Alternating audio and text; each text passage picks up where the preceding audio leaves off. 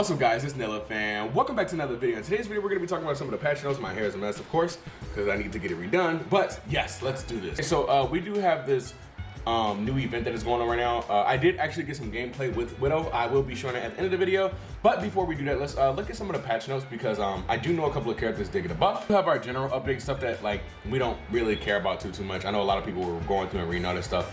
But you guys can go through and read the general notes if you really want to, but I'm just really here for the hero update. Recent increase to armor's effectiveness improved the survivability of armored heroes more than we liked for how passive it is. So we're tuning it down to a middle ground value. So hopefully that kind of hits D.Va hard a little bit, you know what I'm saying? Knock down some of the actual like tanks that, I don't know how much it's gonna affect people. I don't think it's gonna affect people like Doomfist and stuff like that, but we're just gonna see how this armor affects a lot of the tanks and, you know, I don't know, maybe tanks might be a little worse than what they used to be, but we'll see. I mean, they always find a way to make tanks terrible. Tank roll passive knockback resistance reduced from 40% to 25%. So isn't this kind of a little bit of a buff to Briggs and then to Lucio, because of Lucio's boop, and then her little like hammer little thingy or whatever. Aren't tanks supposed to be able to not be knocked back to fucking outer space? But okay. D.Va's mech armor health reduced from 375 to 325, and mech base health increased from 225. Okay,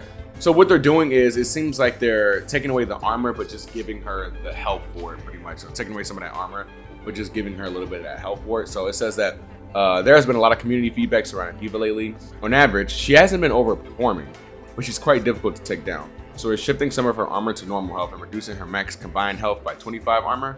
With armor's effectiveness being hit in the same patch, we'll keep an eye on how this plays out. So they just want to see pretty much like how like this armor reduction is going to affect how she actually is in game if she's dying too quick and all the other kind of stuff. So okay, that's fine. Are they gonna buff Orisa again? Because they keep always micro buffing Orisa. We still don't want Orisa to easily chase enemies down while fortified, since there's not much you can do to fight back during this time. Now removing the movement speed penalty entirely, we're lowering it at a point where it will feel much better for Orisa to use. The speed penalty reduced from 20% to 10. They didn't have to do this. I don't know why they keep buffing Orisa like randomly. It's so weird. It's so weird. And then once she gets like to a point to where they're like, we're gonna like nerf her again. It's a cycle that keeps continuing. They buff her, then they, you know, they do all these micro buffs, and then they take the buffs away, and then they nerf her again. It's so stupid. So take a breather.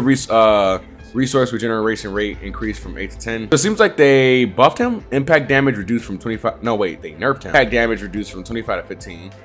Okay, wait. Explosion damage increased from 30 to 40. So when you just throw it in those little like explosions, no longer deals damage to self. Oh, that's interesting. So what about the rock though? Does the rock deal damage to you? I might test that out before like I jump into a game. I might test that out for a second. The shift is to damage from the hypersphere's direct impact into the explosion component. It is to improve the effectiveness of the airburst explosion while playing at max range. It makes it more threatening against tightly grouped enemies. I could see that. Oh no. Did Bastion get a buff? Ultimate cost reduced to 12%, so he gets his ult faster. Spread reduced from 2.2 to 2 degrees. Okay, I don't know what that even means. The spread reduction is intended to improve the assault mode weapon effective range against smaller targets.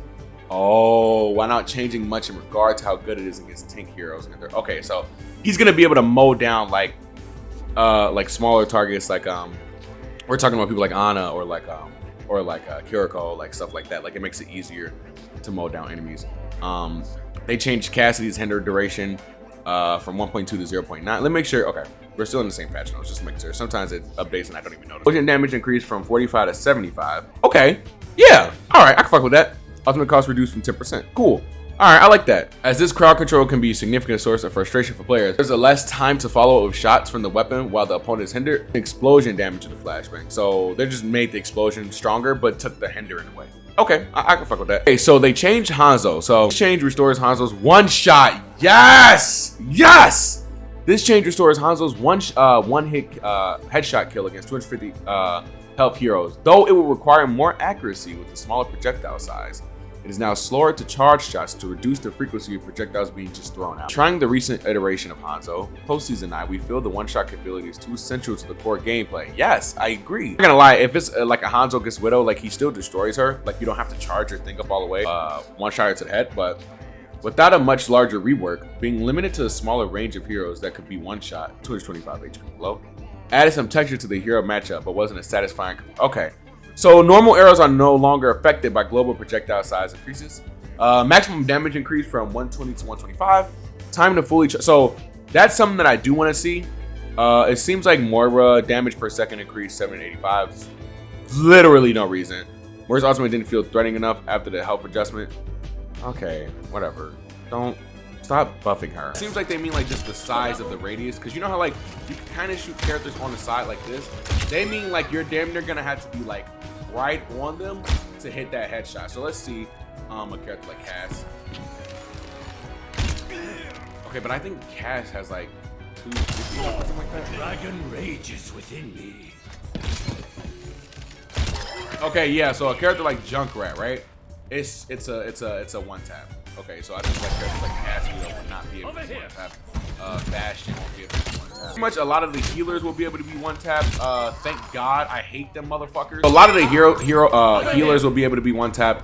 Thank God Juno will be able to be one tap. Juno is one tap. Okay, so it takes a little bit longer to charge that little thing. Obviously, you don't have to sit here like this the whole time, but you do have to charge. All right, yeah, I like that. In other words, it just takes a little bit longer to charge the shot, but it's still pretty effective in my opinion. I think it's pretty nice. I literally do not want to be like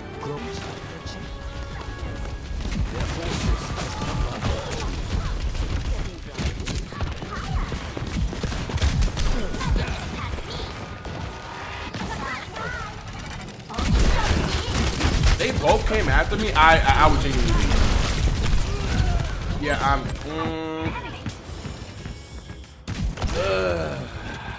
yeah, I'm leaving. Yeah, I don't feel like playing. I don't feel like playing. Cool updates. Nice.